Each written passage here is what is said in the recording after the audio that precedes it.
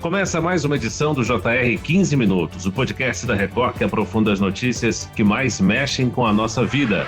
A onda de calor e o tempo seco em São Paulo colocaram a Defesa Civil em alerta para o risco de queimadas em 16 regiões do estado. A reclamação é a mesma. Nariz irritado, coceira, garganta. Tá muito seco, o calor já cansa demais. Desde o último domingo, a umidade relativa do ar tem ficado abaixo dos 12% em algumas cidades do Brasil.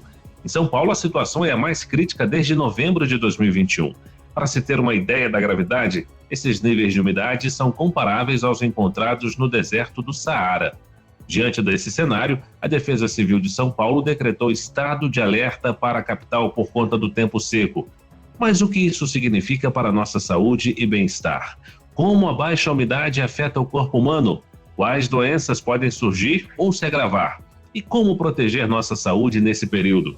O episódio de hoje discute sobre como lidar com essas condições extremas e manter sua saúde em dia com Viviane Taboni, médica, clínica geral e coordenadora do pronto atendimento do Hospital Moriá, em São Paulo. Seja bem-vindo, doutora. Obrigada, olá a todos. E quem nos acompanha nesse episódio é Rogério Guimarães, repórter do Jornal da Record. Rogério, o tempo seco tem sido motivo de diversos alertas de emergência do Instituto Nacional de Meteorologia, não é isso? Oi, Fara. Olá, doutora Viviane. Exatamente, Fara. A gravidade da situação tem levado o Instituto Nacional de Meteorologia, o INMET, a emitir muitos alertas de emergência.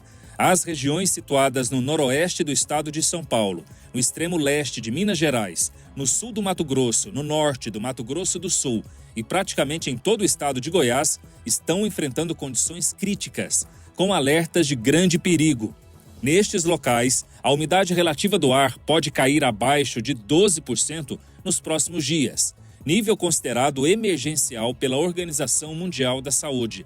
Doutora Viviane, explica pra gente por que a umidade baixa é motivo de tanta preocupação.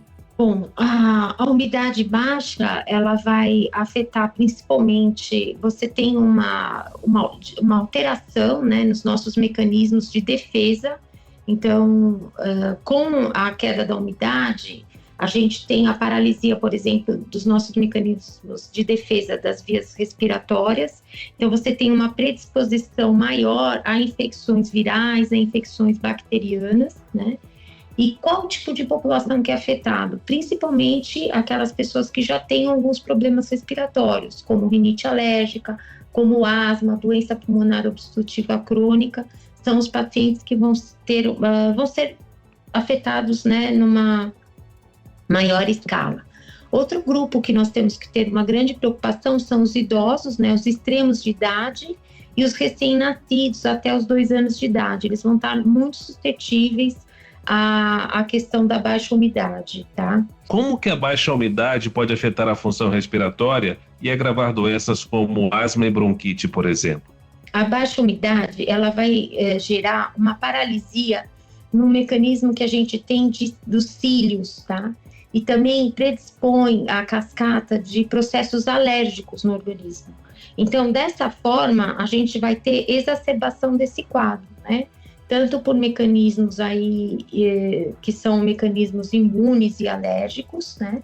Como também a redução das defesas nossas no organismo, que são nossas defesas naturais, predispondo assim, né, a infecções tanto bacterianas como virais. Um ressecamento, né, tanto das mucosas nasais, tem irritação ocular, tem até um ressecamento da pele pode surgir, né?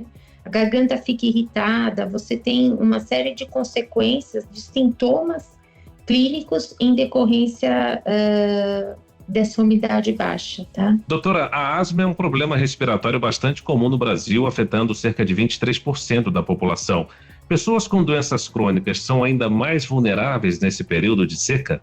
Sim, totalmente mais vulneráveis, né? Então, por exemplo, aqueles pacientes que têm doença pulmonar obstrutiva crônica, né, decorrentes de enfisema pulmonar, pacientes que tenham outras doenças crônicas, eles vão ter uma predisposição maior a ter infecções respiratórias, né?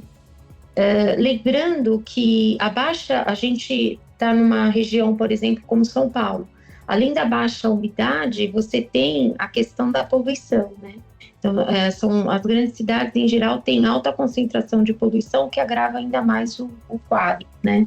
Doutora, que medidas preventivas devem ser tomadas para proteger a saúde neste período? A principal medida, né? Então, assim, primeiro, né, é ter uma ingesta de água, né? Eu acho que é uma recomendação muito importante a gente manter o nosso organismo hidratado, principalmente nessa situação de queda da umidade, né? É um ponto.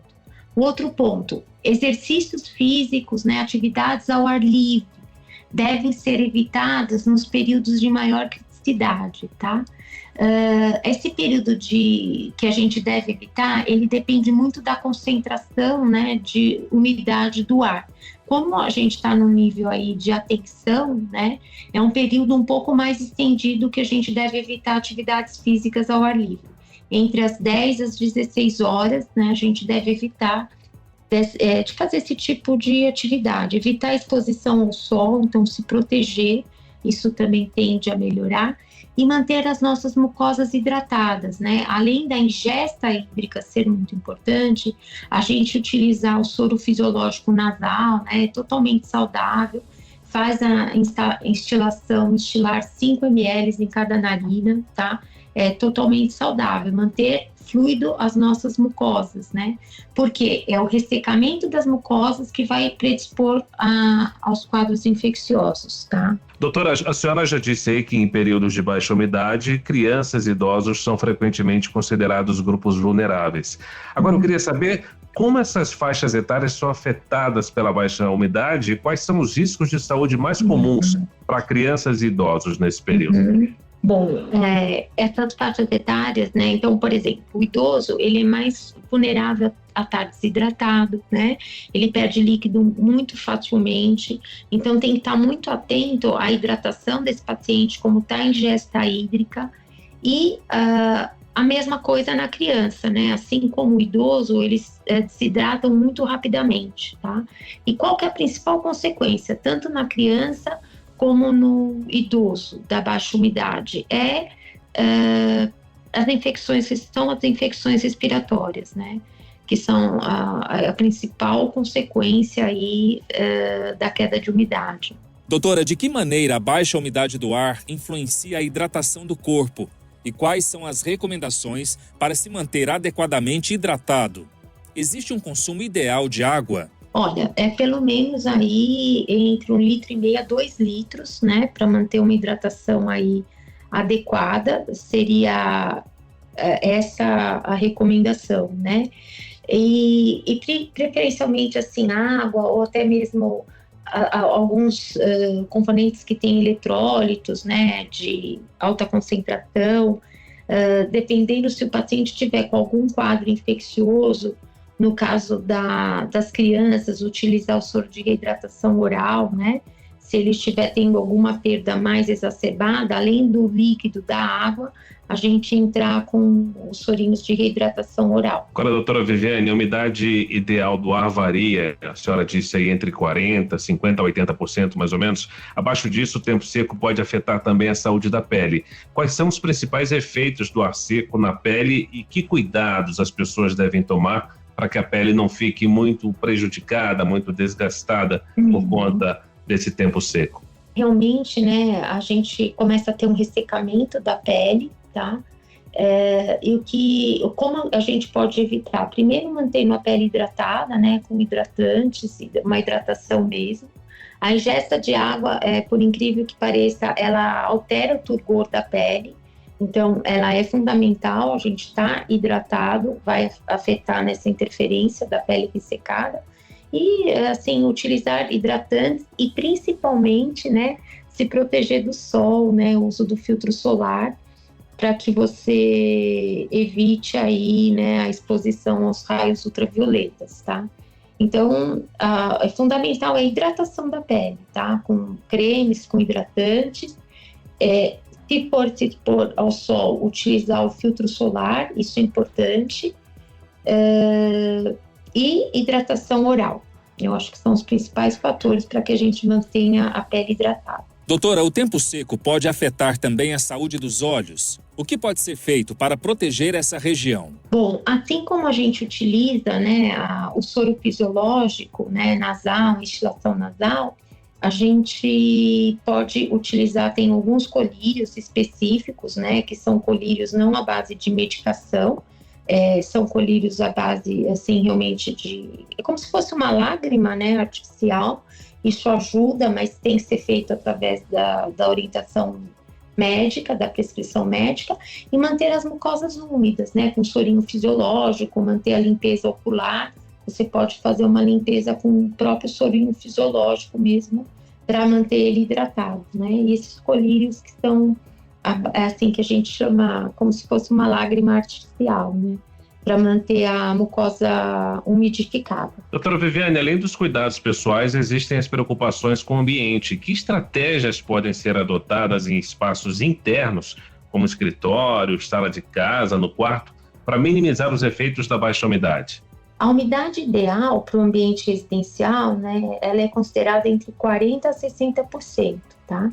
E o que nós podemos fazer internamente, né? A gente tem os vaporizadores, né, elétricos que podem ser utilizados.